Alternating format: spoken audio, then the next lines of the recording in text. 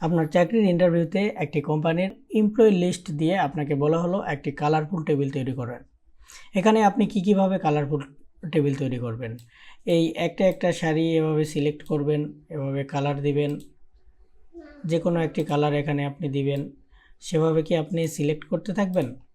এখানে আপনি যদি এভাবে সিলেক্ট করেন তাহলে হয়তো বা দেখা যাচ্ছে আপনার 100টি রো করতে 1 ঘন্টার মতো টাইম লাগতে পারে। তো এই জিনিসটি আপনি যেভাবে এখানে করবেন সেটি হলো একটি সুন্দর এখানে অপশন করা আছে এক্সেল শিটের মাধ্যমে।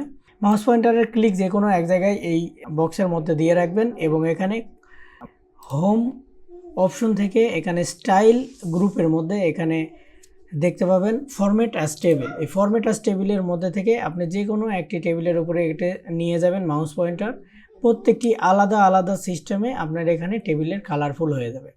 এই টেবিলটিকে কালারফুল করতে আপনার এখানে যা আছে এইটার মধ্যেই আপনার যথেষ্ট। এখানে প্রত্যেকটি একটাতে নিয়ে যাবেন, একটা করে কালার তৈরি হয়ে যাবে।